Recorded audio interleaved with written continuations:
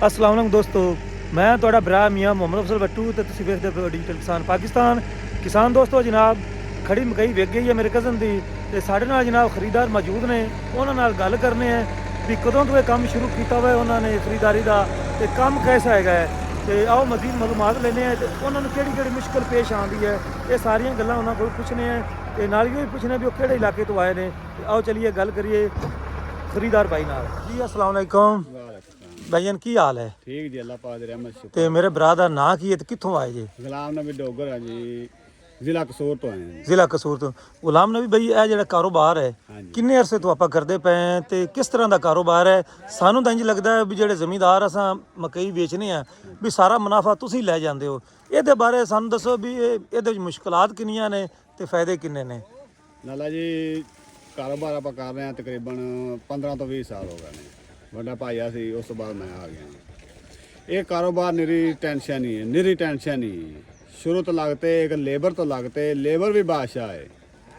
ਹਰ ਬੰਦੇ ਦੀ ਮਿਹਨਤ ਕਰਨੀ ਪੈਂਦੀ ਹੈ, ਹਰ ਬੰਦੇ ਦੀ ਮਿਹਨਤ ਕਰਨੀ ਪੈਂਦੀ ਹੈ। ਲੇਬਰ ਤੋਂ ਲੱਗਤੇ ਟੋਟਲ ਇਹ ਕਾਰੋਬਾਰ ਟੈਨਸ਼ਨ ਹੀ ਹੈ। ਅੱਛਾ, ਇਹ ਮੈਨੂੰ ਦੱਸੋ ਵੀ ਜਦੋਂ ਤੁਸੀਂ ਮਕਈ ਖੁਦ ਲੱਭਦੇ ਨੇ ਜਾਂ ਏਜੰਟ ਛੱਡੇ ਹੋਏ ਨੇ ਤੁਸੀਂ? ਨਹੀਂ ਜੀ, ਮੈਂ ਮਾਲਕ ਆ, ਮੈਂ ਖੁਦ ਲੱਭਣਾ। ਖੁਦ ਲੱਭਦੇ ਜੇ ਇਲਾਕੇ ਵਿੱਚੋਂ ਬਈ ਚੈੱਕ ਕੀਤੀ, ਮਾਲਕ ਨੂੰ ਪੁੱਛਿਆ ਵੀ ਵੇਚਣੀ ਹੈ ਨਹੀਂ ਵੇਚਣੀ?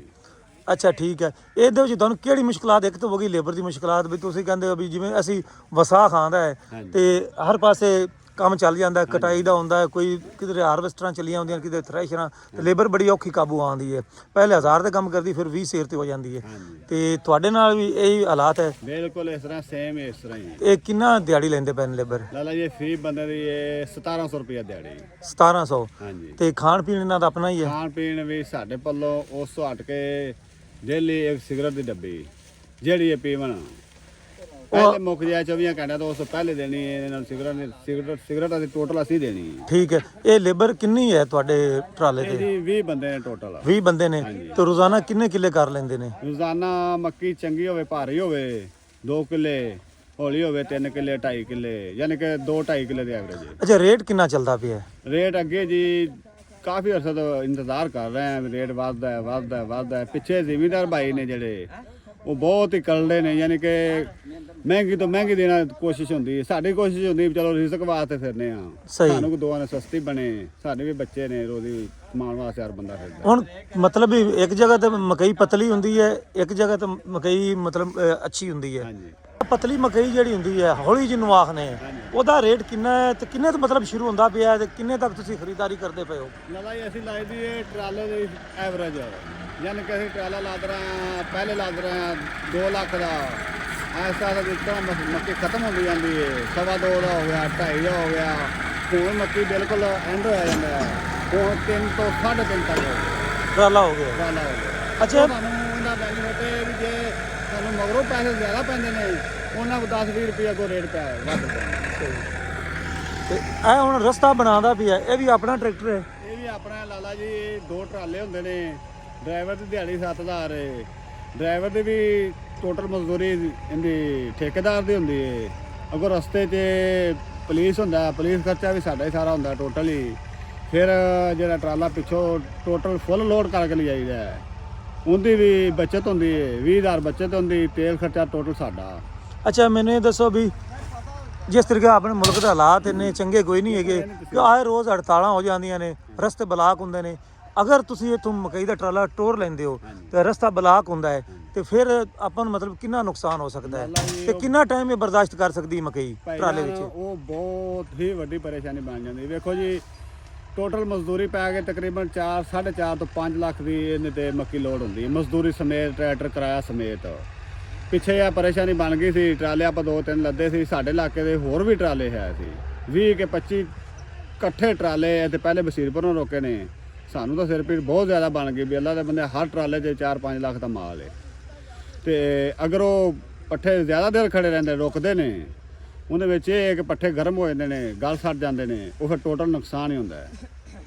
ਨੁਕਸਾਨ ਹੁੰਦਾ। ਇਹ ਕਿੰਨੇ ਘੰਟੇ ਬਰਦਾਸ਼ਤ ਕਰ ਸਕਦਾ? 2 ਦਿਨ, 1 ਦਿਨ, 24 ਜ਼ਿਆਦਾ ਘੰਟੇ? ਤੋਂ ਜ਼ਿਆਦਾ ਅਗਰ ਇਹ ਚੱਲਦਾ ਲਗਾ ਜਾ ਰਿਹਾ ਹੈ ਤੇ ਫਿਰ ਇਹ ਬਰਦਾਸ਼ਤ ਕਰ ਜਾਂਦਾ ਹੈ 15 ਤੋਂ 16 ਘੰਟੇ। ਅਗਰ ਇਹ ਰੁਕ ਜਾਂਦਾ ਨਾ ਕੋਈ 4 ਤੋਂ 5 ਘੰਟੇ, ਫਿਰ ਇਹ ਥੱਲੋਂ ਪੱਠੇ ਖਰਾਬ ਹੋਣੇ ਸ਼ੁਰੂ ਹੋ ਜਾਂਦੇ। ਖਰਾਬ ਹੋਣ ਜਦ ਫਿਰ ਆਨੇ ਗਾਜ਼ ਹੋਏ ਸੀਗਾ। ਆਨੇ ਗਾਲ ਹੋ ਜਾਂਦੇ ਨੇ, ਫਿਰ ਉਸ ਤਕਰੀਬਨ ਟੋਟਲ ਘਾਟਾ ਹੀ ਹੁੰਦਾ, ਨੁਕਸਾਨ ਹੀ ਹੁੰਦਾ। ਅੱਛਾ, ਤੁਸੀਂ ਇੱਥੋਂ ਖਰੀਦ ਕੇ ਅੱਗੇ ਫਿਰ ਕਿੱਥੇ ਇਹਨੂੰ ਪਹੁੰਚਾਉਂਦੇ ਹੋ? ਫੈਕਟਰੀ 'ਚ ਪਹੁੰਚਾਉਂਦੇ ਹੋ? ਕਿਸ ਜਗ੍ਹਾ ਤੇ ਦਿੰਦੇ ਹੋ? ਲਾਦਾ ਇਹ ਮੁਖਤਲਿਫ ਟਾਲ ਨੇ, ਰਸਤੇ ਦੇ ਟਾਲਾਂ ਨੇ, ਕਸੂਰ ਹੈ, ਥਾਂ ਥਾਂ ਤੇ ਜਗ੍ਹਾ ਜਗ੍ਹਾ ਦੇ ਟਾਲ ਬਣੇ ਹੋਏ ਨੇ। ਅਸਲ ਕਮਾਈ ਤਾਂ ਉਹ ਲੋਕ ਕਰ ਰਹੇ ਨੇ। ਵੇਖੋ ਜੀ, ਅਸੀਂ ਰਾਤ ਉੱਠਣਾ ਹੈ 1-2 ਵਜੇ, ਜਿਸ ਟਾਈਮ ਮਾਂ ਬੱਚੇ ਨੂੰ ਨਹੀਂ ਸੰਭਾਲਦੀ, ਮਜ਼ਦੂਰਾਂ ਸਮੇਤ ਨਾਲ ਅਸੀਂ ਵੀ ਹੋਣਾ ਹੈ। ਠੰਡ ਵੀ ਹੁੰਦੀ, ਸਰਦੀ ਵੀ ਹੁੰਦੀ, ਫਿਰ ਢਿੱਡ ਵਾਸਤੇ, ਰੋਜ਼ੀ ਕਮਾਉਣ ਵਾਸਤੇ ਬੜੇ ਮੁਸ਼ਕਲਾਂ ਸਹਿਣੀਆਂ ਵੀ ਪੈਂਦੀਆਂ ਹੈਗੀਆਂ ਨੇ। ਤੇ ਉੱਥੇ ਮਤਲਬ ਵੀ ਅਸਲ ਲੋਕ ਕਮਾਈ ਕਰ ਰਹੇ ਨੇ, ਉਹ ਇਹਨੂੰ ਮਤਲਬ ਪੈਕਿੰਗ ਕਰਕੇ ਸੈਲਜ ਬਣਾ ਕੇ ਕਿੱਥੇ ਵੇਚਦੇ ਨੇ? ਬਣਾ ਹਿਸਾਬ ਨਾਲ ਫਿਕਸ ਕਰ ਲੈਂਦੇ ਨੇ। ਅਸਲ ਕਮਾਈ ਉਹ ਕਰ ਰਹੇ ਨੇ, ਚਿੱਟਾ ਸੂਟ ਲੱਠੇ ਦਾ ਪਾ ਕੇ ਦਫ਼ਤਰ 'ਚ ਬੈਠੇ ਹੋਏ ਨੇ। ਅਸਲ ਕਮਾਈਆਂ ਉਹ ਕਰ ਰਹੇ ਨੇ ਜਿੰਨਾ ਨਾ ਕੋ ਹੱਥ ਲਾਉਣਾ ਨਾ ਪੈਰ ਲਾਉਣਾ, ਸਿਰਫ ਪੈਸੇ ਦਾ ਕਾਰੋਬਾਰ ਹੈ। ਉਹਨਾਂ ਕੋਲ ਪੈਸਾ ਆਇਆ ਤਾਂ ਪੈਸੇ ਦਾ ਕਮਾਈ ਕਰ। ਮਤਲਬ ਜਿਵੇਂ ਕਿਸਾਨ ਨੂੰ ਕੁਝ ਨਹੀਂ ਬਚਦਾ, ਮੈਂ ਇਹਨੂੰ ਕੁਝ ਵੀ ਨਹੀਂ ਆਖਣਾ, ਕਿਉਂਕਿ ਜਿੰਨੀ ਮਿਹਨਤ ਕਰਦਾ ਹੈ ਬਸ ਉਹਦਾ ਖਰਚਾ ਹੀ ਪੂਰਾ ਹੁੰਦਾ ਹੈ ਅਗਲੀ ਫਸਲ ਦਾ। ਸੇਮ ਉਹੀ ਸੂਰਤ-ਹਾਲ ਤੁਹਾਡੀ ਵੀ ਹੈ। ਜਿੰਨੇ ਤੁਸੀਂ ਇਨਵੈਸਟ ਕਰਦੇ ਹੋ, ਕਿਸਾਨ ਨੂੰ ਪਹਿਲੇ ਪੇ ਕਰਦੇ ਹੋ, ਮਜ਼ਦੂਰਾਂ ਨੂੰ ਕਰਦੇ ਹੋ, ਫਿਰ ਜਾ ਕੇ ਮਤਲਬ ਸੜਕ ਤੇ ਝਾੜਦੇ ਹੋ, ਫਿਰ ਅੱਗੇ ਜਾ ਕੇ ਤੁਹਾਨੂੰ ਪੈਸੇ ਮਿਲਦੇ ਨੇ, ਜਾਂ ਕੋਈ ਐਡਵਾਂਸ ਵੀ ਦਿੰਦੇ ਨੇ? ਕੋਈ ਐਡਵਾਂਸ ਨਹੀਂ, ਕੋਈ 100 ਨਹੀਂ। ਕਿਸੇ ਟਾਈਮ ਐਸਾ ਹੁੰਦਾ ਹੈ ਮਾਲ ਦੇ ਵਿੱਚ ਥੋੜਾ ਜਿਹਾ ਸ਼ੱਕ ਸ਼ੁਬਾ ਹੋਵੇ, ਯਾਨੀ ਕਿ ਜਿਵੇਂ ਨਰਮ ਮਕਈ ਹੁੰਦੀ ਹੈ, ਉਹਦੀ ਸਾਨੂੰ ਹੋਰ ਪਰੇਸ਼ਾਨੀ ਬਣ ਜਾਂਦੀ ਹੈ। ਰਸਤੇ 'ਚ ਮਕਈ ਦੇ ਵੱਢ 'ਚੋਂ ਲੱਗਤੇ ਨਾ ਟੋਟਲ ਹੀ ਪਰੇਸ਼ਾਨੀ ਹੈ ਕਿ ਯਾਨੀ ਕਿ ਰਸਤੇ 'ਚ ਟਰਾਲਾ ਮੂਦਾ ਵੀ ਹੋ ਸਕਦਾ, ਅੱਲਾ ਨਾ ਕਰੇ, ਅੱਲਾ ਮਾਫ ਕਰੇ। ਹਾਂ, ਇਹ ਰਸਤੇ ਚੜਾਵਾਂ ਲਗਾ ਵੀ ਚੜੇ ਨਾ, ਉਹ ਵੀ ਪਰੇਸ਼ਾਨੀ। ਰਸਤੇ ਚੜ ਗਿਆ, ਰਸਤੇ ਜਾਂਦੇ ਆ ਪੁਲਿਸ ਖਰਚਾ, ਟੋਟਲ ਪਰੇਸ਼ਾਨੀ ਹੀ ਪਰੇਸ਼ਾਨੀ। ਪਰੇਸ਼ਾਨੀ ਯਾਨੀ ਕਿ ਜਿਹੜਾ ਵਪਾਰੀ ਬੰਦਾ ਹੈ ਨਾ, ਉਹ ਸਕੂਨ ਦੀ ਚੈਨ ਨਹੀਂ ਸੌ ਨਹੀਂ ਸਕਦਾ। ਮਤਲਬ ਤੁਸੀਂ ਹੁਣ ਗਏ ਨੇ ਫਸ 15 ਸਾਲਾਂ ਤੋਂ, ਤੁਸੀਂ ਇਹ ਕੰਮ ਛੱਡ ਨਹੀਂ ਸਕਦੇ ਹੋ? ਬਸ ਇਹ ਸਮਝ ਲਓ ਕਿ ਇੱਕ ਮਜਬੂਰੀ ਹੈ, ਇਹ ਕਰਨਾ ਹੀ ਕਰਨਾ ਹੈ। ਵੀ ਹੋਰ ਹੁੰਦਾ ਨਹੀਂ? ਹੋਰ ਹੁੰਦਾ ਨਹੀਂ, ਹੋਰ ਹੈ ਵੀ ਨਹੀਂ। ਹੋਰ ਹੈ ਵੀ ਨਹੀਂ। ਤੇ ਫਿਰ ਇੱਕ ਟਰੈਕਟਰ ਬਣੇ ਹੋਏ ਨੇ, ਟਰਾਲਾ ਬਣਾ ਹੋਇਆ, ਹਾਂਜੀ, ਅੱਗੇ ਸੈਟਅਪ ਚੱਲਦਾ ਪਿਆ। ਸੈਟਅਪ ਚੱਲਦਾ ਪਿਆ ਹੈ। ਅਗਰ ਹੁਣ ਟਰੈਕਟਰ ਵੇਚਨੇ ਆ ਜਾਂ ਕਾਰੋਬਾਰ ਕਰਨਾ, ਸਮਝ ਲਓ ਕਿ ਮਜਬੂਰੀ ਹੈ। ਹਾਂ, ਹੋਰ ਆਪਣੇ ਕੋਲ ਨਹੀਂ ਹੋਣਾ, ਕਿਉਂਕਿ ਹੋਰ ਹੋਰ ਕਰਨੇ ਤੇ ਫਿਰ ਨਵਾਂ ਕਰਦੇ ਕਰਦੇ ਮੁਨਾਫਾ ਲੈਂਦੇ ਲੈਂਦੇ ਘਾਟੇ ਵਾਲੇ ਪਾਸੇ ਜਾ ਸਕਦੇ। ਇਹਦੇ 'ਚ ਫਿਰ ਫਾਇਦਾ ਵੀ ਹੁੰਦਾ ਹੈ, ਨੁਕਸਾਨ ਵੀ ਹੁੰਦਾ ਹੈ। ਲੇਕਿਨ ਇਹ ਕਿ ਜਿਹੜਾ ਬੰਦਾ ਵਪਾਰੀ ਬੰਦਾ ਹੈ ਨਾ, ਉਹਨੂੰ ਚੈਨ ਨਹੀਂ ਸੌ ਨਹੀਂ ਸਕਦਾ। ਨਹੀਂ ਸੌ ਖਾਲੀ ਤਾਂ ਗੱਲ ਕੋਈ ਨਹੀਂ।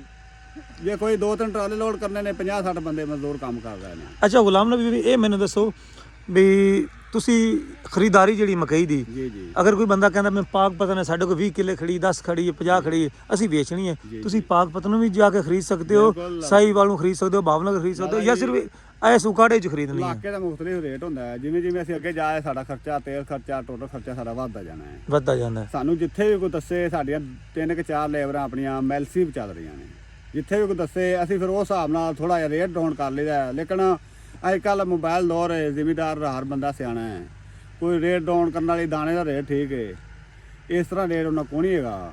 ਤੇ ਮਾਲਕ ਦਾ ਜਿਹਨੇ ਦੇਣੀ ਨਾ, ਉਹ ਕਹਿੰਦਾ ਨਹੀਂ ਯਾਰ, ਨਹੀਂ ਯਾਰ, ਨਹੀਂ ਯਾਰ, ਦਾਣੇ ਦਾ ਰੇਟ ਠੀਕ ਹੈ। ਹਾਂ, ਮਤਲਬ ਇਸ ਵਾਰ ਮੱਕੀ ਮਾਰਕੀਟ 'ਚ ਅੱਛੀ ਜਾ ਰਹੀ ਹੈ, ਲੇਕਿਨ ਹਾਲਾਤ ਦਾ ਕੋਈ ਪਤਾ ਨਹੀਂ, ਹੋ ਸਕਦਾ ਪਿਛਲੇ ਸਾਲ ਤਰ੍ਹਾਂ ਜਿਵੇਂ 1000-1500 ਰੁਪਏ ਕਿਸਾਨਾਂ ਨੂੰ ਲੱਭਿਆ, ਘਾਟਾ ਹੀ ਘਾਟਾ ਸੀ। ਤੇ ਪਿਛਲੇ ਸਾਲ ਜਿਹੜੇ ਤੁਹਾਡੇ ਹੈਗੇ ਨੇ ਦੋਸਤ, ਖਾਸ ਕਰਕੇ ਮਕਈ ਦੇ ਖਰੀਦਦਾਰ, ਇਹ ਵੀ ਨਜ਼ਰ ਨਹੀਂ ਆਉਂਦੇ ਸਨ, 70-80 ਹਜ਼ਾਰ ਤੇ ਵੀ ਸ਼ੁਰੂ ਹੋ ਗਏ ਸਨ।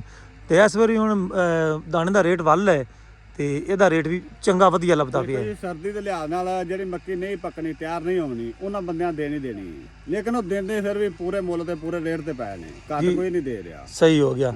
ਤੇ ਬਹੁਤ ਮਿਹਰਬਾਨੀ ਗੁਲਾਮ ਨਬੀ ਭਾਈ। ਤੇ ਕਿਸਾਨ ਦੋਸਤ, ਅਗਰ ਕੋਈ ਦੋਸਤ ਸੇਲ ਕਰਨਾ ਚਾਹੁੰਦਾ ਹੋਵੇ, ਜਿੰਦੇ ਕੋਲ 10-20 ਕਿੱਲੇ ਹੋਵੇ, ਤਾਂ ਜਨਾਬ ਥੱਲੇ ਕਮੈਂਟ ਕਰ ਦਿਓ ਤੇ ਗੁਲਾਮ ਨਬੀ ਸਾਹਿਬ ਤੁਹਾਡੇ ਨਾਲ ਰਾਬਤਾ ਕਰ ਲਵਣਗੇ, ਏਰੀਆ ਵੇਖ ਲਵਣਗੇ, ਤੇ ਫਿਰ ਇਨਸ਼ਾਅੱਲਾ ਤਾਲਾ ਖਰੀਦ ਵੀ ਲਵਣਗੇ। ਲੇਕਿਨ ਉਸ ਕੱਚੇ ਦੇ ਇਲਾਕੇ 'ਚ ਨਾ ਕੋਈ ਨਹੀਂ ਜਾਣਾ ਜੇ, ਇਹਨਾਂ ਸਿਰਫ ਖਰੀਦਦਾਰੀ ਕਰਨੀ ਹੈ ਆਪਣੇ ਇਲਾਕੇ 'ਚ, ਖਾਸ ਕਰਕੇ ਉਕਾੜਾ, ਸਾਹੀਵਾਲ, ਬਾਵਲਨਗਰ, ਤੇ ਇਹਨੇ ਜ਼ਿਲ੍ਹੇ ਕਾਫੀ ਨੇ। ਤੇ ਹੁਣ ਮੈਨੂੰ ਤੋਂ ਇਜਾਜ਼ਤ, ਤੁਹਾਡਾ ਭਰਾ ਮੀਆਂ ਮੁਹੰਮਦ ਅਫਜ਼ਲ ਬੱਟੂ। ਅੱਲਾ ਹਾਫਿਜ਼। ਪਾਕਿਸਤਾਨ ਜ਼ਿੰਦਾਬਾਦ।